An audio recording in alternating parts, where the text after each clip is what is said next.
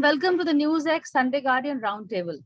Well, today we're taking a look at the fate of politicians who are of Indian origin. We seem to be doing pretty well, whether it is Kamala Harris in the US or Rishi Sunak, who actually topped the first round of ballots, at least for the race to replace Boris Johnson. And there's Preeti Patel. There are a host of others, which is very good. But at the end of the day, what does it mean for India? Are we going to be lectured, as Kamala Harris did, on 370 and later on democracy? Or do they actually play a constructive role where India is concerned? Do they help India in any way? Because celebrations, we are very quick to celebrate. We are celebrating every win of theirs. But how do they treat us? In fact, joining me on the panel is Dr. Sanjay Baru. He's a former advisor to Prime Minister Manmohan Singh. He's an author, columnist. But today, in fact, it was he who wrote a column on this, which is why we are debating this topic today. We have, of course, Suhail Seth. He's a marketing maven, commentator, columnist, and Ambassador KC Singh, former ambassador to Iran and the UAE. Dr. Baru, since it was your column that sparked off today's conversation also, if you can just tell us, what you wrote and your feelings on it, because you argued that these people may not be, we are celebrating, but, they seem to be, I read one of the letters to your response that they're more opportunistic than nationalist. I don't know whether you would agree to that comment. Well, first of all politicians are opportunistic before being nationalistic. But that apart, I think there are 2 points I'd like to make. First is that, as I argued in that article, when India had this policy of reaching out to the diaspora, there was the famous LM Singhvi committee report. We thought that there are economic benefits, business benefits, philanthropic benefits, but also political benefits. And I make the point that there are 3 types of political benefits. One, where overseas Indians lobby in India's favor, as we found, for example, during the civil nuclear energy agreement, or even before that, the support for India in the US Congress came out of lobbying by Indian American groups. The second kind of political benefit we could get is where Indian Americans are a dominant group in a country and are able to shape that country's policy. And I give the example of Mauritius, which is an important strategic partner, and that has been made possible by the kind of dominance of overseas Indian influence there. The third is what is the problematic one, which is where Indian Americans are in democratic countries, get into elections, fight local elections, come to power, where they have to actually address domestic constituencies. And I think often in India, we don't realize that they are not addressing us back in India, and they're addressing actually people at home. And often there are differences. The second point, which I actually don't make as much in that column because of lack of space, is that there are 2 kinds of overseas Indians. And again, we forget that. One is the people of Indian origin who left 100 years back, 200 years back, 3rd generation, 4th generation, 5th generation Indians who are not actually Indians. They're people of Indian origin, but they are in Fiji, in Mauritius, in Trinidad and Tobago, in Suriname, etc., etc., and where they're doing very well politically. I mean, many of them are heads of government. They are in political, part of the political elite, but they are only Indian in an ethnic sense. Their links with India are quite weak. I mean, there may be a cultural link, psychological link, but actually materially it's not.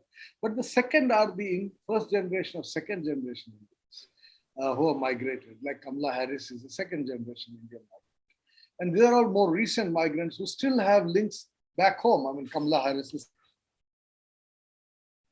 a diplomatic community in Delhi as a think tank member in Delhi and active. And Rishi Sunak's father-in-law is Narayana Murthy, the industrialist. These are all people we know, and therefore we think, this guy's son-in-law is there, and this guy's niece is there, and Indian way of making connections. More out of them, which I think is completely ridiculous, because they also are fighting elections in host countries where their constituents are local. I think this is very important to understand, and often we don't. And final point I make is that, and this is based on my conversations with various people in government over a period of time, and not just this government, is that somehow we prefer, and I think for reasons I don't want to waste your time on, to deal with people we recognize as the authentic voice of those countries. For example, we say Donald Trump is an authentic voice of Middle America, of white America. Kamala Harris is not, and therefore we rather have a relationship with Donald Trump than a Kamala Harris. You know what I mean? Or rather, Boris Johnson is the authentic voice of England, while Rishi Sunak is not. And we rather have a relationship with those who are the authentic voice of that country. Now, there's an opinion which is gaining currency. And I think that is also shaping our thinking about this. Your first thoughts on the topic, was I being very mean when I said they're opportunistic and more less nationalistic? I mean, it's a broad term, but basically they do. We celebrate more than they celebrate us. See, number one, they don't give a toss about you. They actually don't. The other nasty habit that we Indians have is we only co-opt people who have attained success. Have you ever seen an Indian co-opt failure?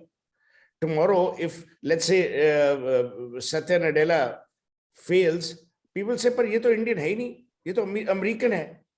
So we are great.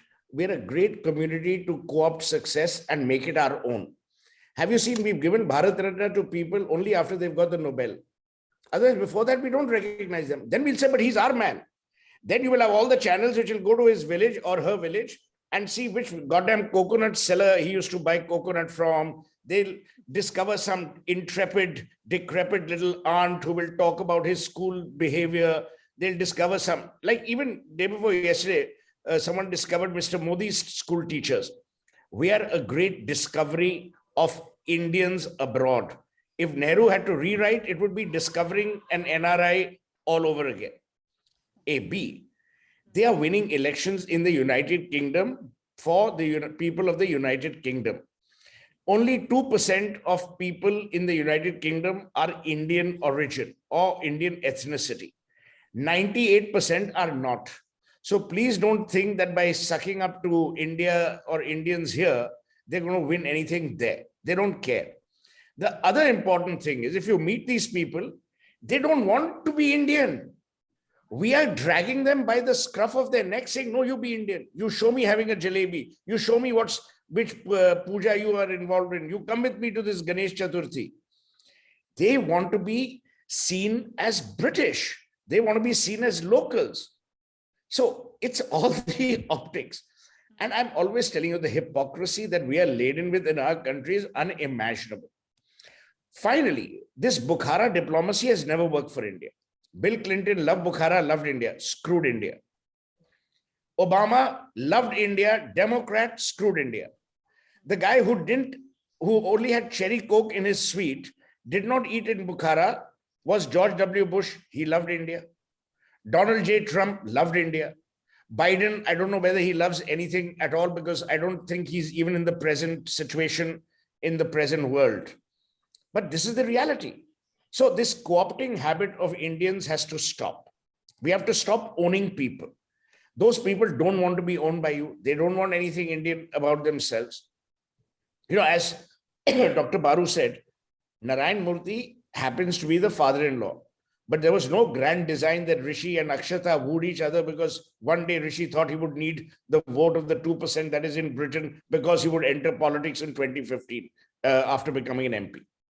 So I think we need to stop this ridiculous appropriation of people who don't wish to be appropriated, A, B, and who have no reason to be appropriated. I think your first take on the topic. I think when we are dealing with the Indian abroad, there are multiple layers of them. As Dr. Baru said, there are those who went in the last century. Many of them have attained political power. In some cases, like in Mauritius, I think Mrs. Gandhi played a very important role in getting the Indian community together. Otherwise, they used to be divided. They had more or less a majority, but they were divided. And between the French-speaking locals and the French and the British influence, they used to be out of power. So bringing that community together was something Mrs. Gandhi did. And therefore, for the first time, we got an Indian origin head of government, and they've continued to hold power in Mauritius. In Fiji, we lost out. A very narrow margin we lost out because at that stage, India was not willing to go that far out and project power that far out. I think the debate that we are having today is a factor of what Mr. Modi has done. He's the one who's brought diaspora onto the mainstream. He uses diaspora as a seamless, integral part of his politics. And that is why diaspora events are used to hold forth on political issues. Now, this went against the old approach that when you cross your frontiers, you didn't take your politics abroad. Mr. Modi takes his politics abroad. He gives lectures. It could be a lecture given in UP, which he gives in America or gives in England. And therefore, there is this drawing of the diaspora into the Indian political mainstream. And going naras even Rahul Gandhi is doing. Yeah, No, I was about to say. Yeah, Bharat Mata ki Jai, when they actually sworn, when they get the US citizenship, more than half those people in the rally would be American citizens. You take an oath when you become an American citizen that you will have no commitment to any other country, any other sovereign except yourself. So he's broken that barrier. But the danger with that is that the Indian community is not all Hindu and it's not all RSS aligned. There's a very large segment. In fact, Hindus are not even 80% of the community. The mix you have in India is not the mix abroad. The Sikhs will be, say, a quarter or 30% of the population of the diaspora in Canada and US. Muslims will be a very large component. Christians would be there. So you're dividing a community. When you do that, you're treating your diaspora, you're taking your majoritarian politics abroad and therefore creating divisions there, which is not a good thing. Now, what we are coming to specifically, when some of them attain positions of power, how do we deal with them? Now, question is, look at their politics. Kamala Harris has never rested her identity on her Indianness. She's rested it on her African identity. Her mother, in fact, specifically said that I brought up my daughters, allowed them to be brought up because they looked more like the African part of their ancestry as part. Can you imagine if Kamala Harris as a schoolgirl had gone to an Indian school, they may have taunted the hell out of her. I don't think she would have integrated. I think her mother understood that. So she allowed her daughters to rest their identity in their African ancestry. And therefore, when she becomes the vice president, she is more sort of aligned there rather than simply she had uncles and all in India. But really more than that, that is not part of her identity.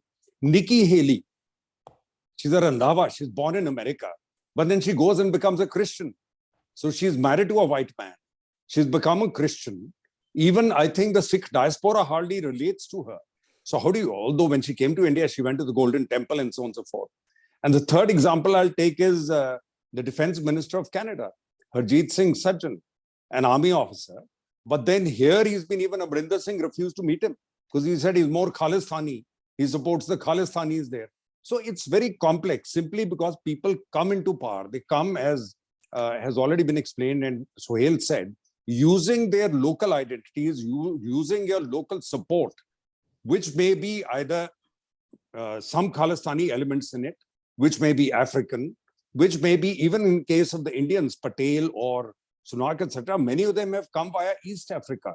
So their identity may be of the diaspora in East Africa rather than the diaspora in India. So it's very complex. And in any case, it's wrong to expect if somebody comes there, the person is, even if he has some Indian blood in him, he's defensive because on India, he'll take a position which that person can defend in his own political circles. And finally, let me just take the example of 1918. The First World War was fought when Tsar Nicholas of Russia, King George V of England, and Kaiser Wilhelm of Germany were all cousins. They were all related to each other. And yet they fought this fatal war. So, you know, blood can't be thicker than real politics or diplomacy. But yes, it provides you an opening. I do know that when Nikki Haley was ambassador to UN, Hardeep Puri was our PR there, who's now a minister. They had a very good social relationship at a personal level. That does help to an extent, but it also depends on what the relationship between the governments is. If Nikki Haley and Hardeep Puri were PR in 1971, they would have claws into each other's back. But they are ambassadors when the President of America, Donald Trump, and Prime Minister Modi are bum chums, then it's easier for the PRs to interact with each other and their Indianness becomes an additional factor. But it won't be a factor if your politics is at cross purposes. So therefore, it will depend on a number of factors. It can be a useful element. We shouldn't overplay and put that person on the defensive. because that person is, after all, representing his country's interests, nor will you compromise your interests when you're dealing with that person. So that's where reality rests. We're going to take a break and come back and continue this, and also take a look at the corporates, the Indian origin corporates. Suhail mentioned Satya Nadella, Sundar Pichai. How are they towards India? I mean, do we get a break over there or not? But after a quick short break.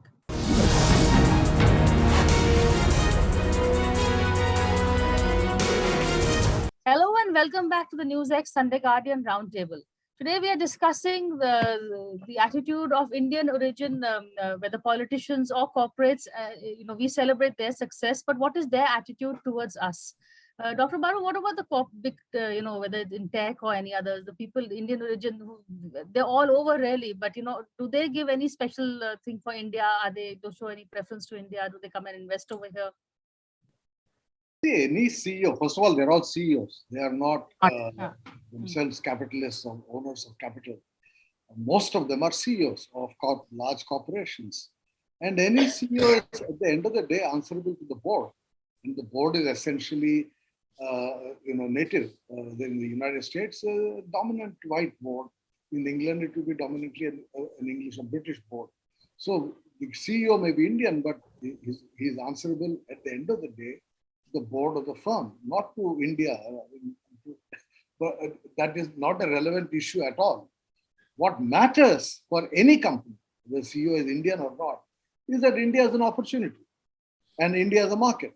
And if they're able to do well in India as a company, they would do well at home within their corporate ladder. I mean, whether Satya Nadella or Indira Nui in the past, they would be evaluated against their corporate performance. And India being an important market, if they do well in India, they do well at home. But in the days when in the days when China was the favored market, which incidentally no longer is for most American companies, they didn't care whether they were doing business or India or China, right? And therefore, being Indian is not a relevant, again, as Sohail correctly said, we sort of celebrated success of all these SAP going up the CEO ladder. But that's because, we like anything that's foreign. Whatever the changes in this country, the so-called growth of Indian nationalism, at the end of the day, we like whatever is foreign. And therefore, if you have done well abroad, you are a great guy. As Sohail again correctly said, you don't get a Bharat Ratna till you get a Nobel Prize outside India. So someone else has to recognize you before we are willing to recognize our own. So I don't think, Indians becoming CEOs or doing well in companies overseas is that much of a difference. At the end of the day, their success in India counts, and their success depends on their ability to penetrate the Indian market. Having said that, there's a very interesting example of a multinational company. I don't want to name the company on your show, which for a long, long time had a native from its country of origin as the head of its India operations. But finally, after, I think, almost for 50, 60, 70 years, appointed an Indian, not an overseas, as its CEO. But the reason was for that person to manage the Indian environment. To be able to manage the local environment of all our regulatory systems, our political systems, our bureaucratic systems, our media. So, you need an Indian in India to be able to manage the Indian environment. And I think that is what a lot of Western companies are realizing when they appoint Indian heads to their business in India, because India is not an easy place to do business in. And having an Indian who knows how to manage his way through the various corridors of government is always helpful. And so when you see an Indian doing particularly well in a global company, it's partly because of their doing well in professional terms, but also partly because they seem to be able to manage the Indian environment, which someone coming from outside and having lived mostly outside the country may find it very difficult. But Suhail, also, I think someone raised the point that do they get more defensive, the Indian origin who are in government and administration? They shouldn't be seen as favoring their home country. So they tend to. Absolutely, they do. They don't want to be seen as Indian. You're dragging them saying, "Nani, you're Indian." They said, "No, we're not. We're Americans." "No, no, but you're Indian. You have to help India." Why should they? Who is their constituent? Their local community. Who are they accountable to? As Sanjay said, Indra Nooyi, when she was and now Nadella, they are answerable to their shareholders through the board. They're not accountable to Narendra Modi and Amitabh Kant. They couldn't be bothered, but we want them to be accountable. Bhai, aap kyun nahi karoge India ke liye? You're of Indian origin. Why should they? And why should we stupidly have this expectation of them either? But I have one issue with Casey in terms of logic. I have no problems with Modi appropriating for political reasons the diaspora. More power to him. The other guys didn't do it. And by the way, there is importance in doing that, because I will tell you from someone who travels a lot, and so do all of you. Earlier, the respect and the self-esteem in which the Indian found himself was much lower than the Indian finds himself today. Whether it's machismo, whether it's masculinity, whether it is artificial, whether it's ill-gotten is another matter.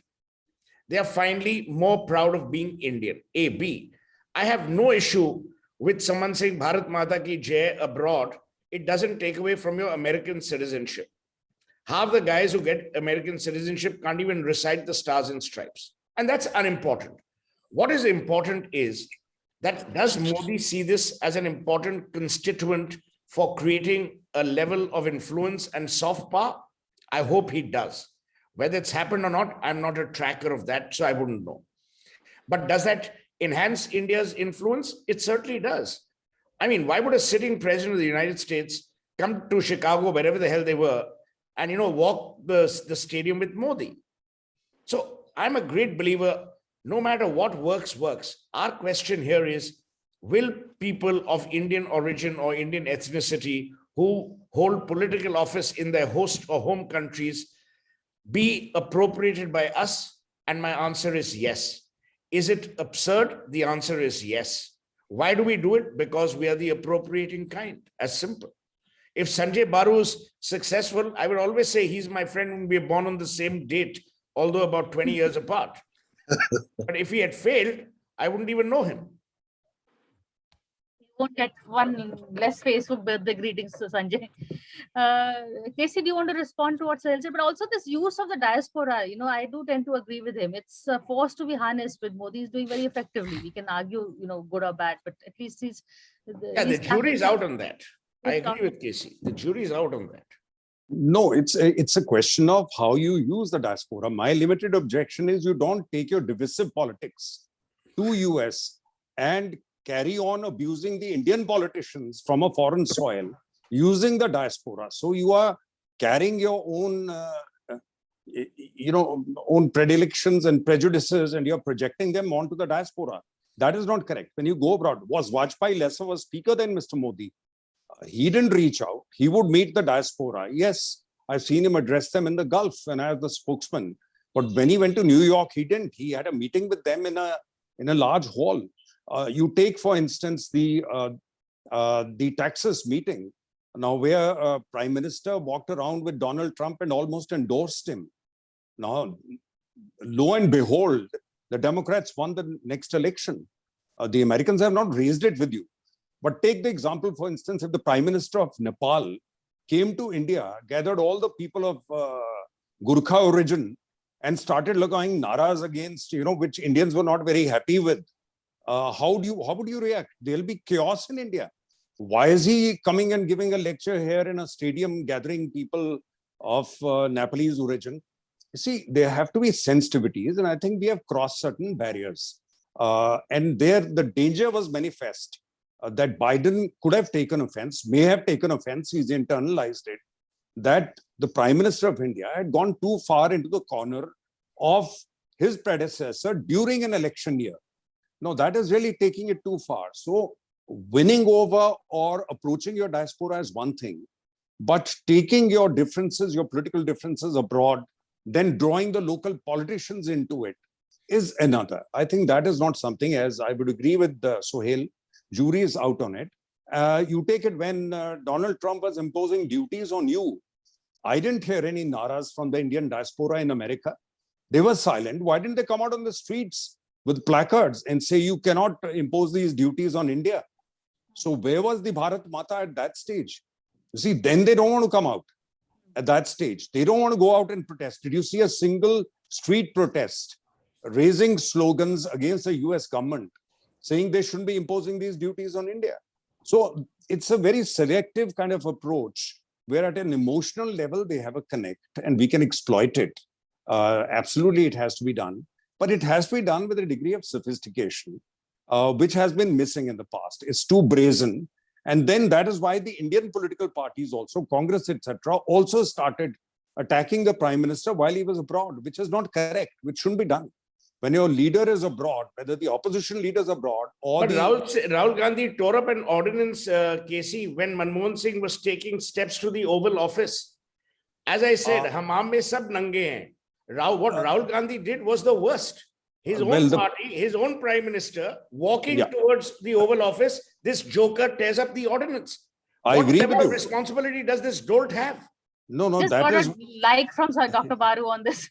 No, absolutely correct. And that is why he's in the state he is in.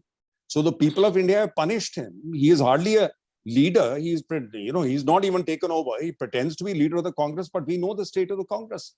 Why are people leaving that party? Precisely because of this. Absolutely. Because you break the norms, you don't know what the norms are. And then, of course, it's free time. So to get back to your basic question on the business side, I agree with the other two that people who head those corporations, part of the reason they may be heading that largely, it's because of their competence. It may also be because of the Indian market.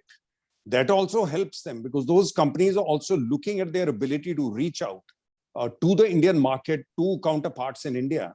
And that may be one of the factors that the Indian market is so large. So those corporations will look at the advantage in elevating someone for his competence and also for his ability to reach out to a market. So it's a combination. I think we shouldn't go overboard about it. But yes, the role of diaspora is here to stay. Now that Mr. Modi has raised it to that level.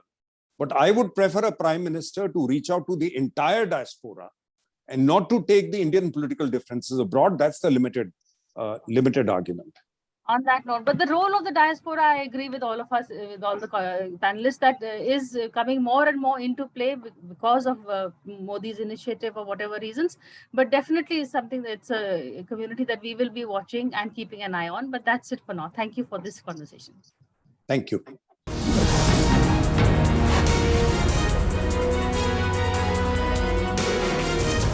For more such videos, subscribe to the NewsX YouTube channel, hit the bell icon.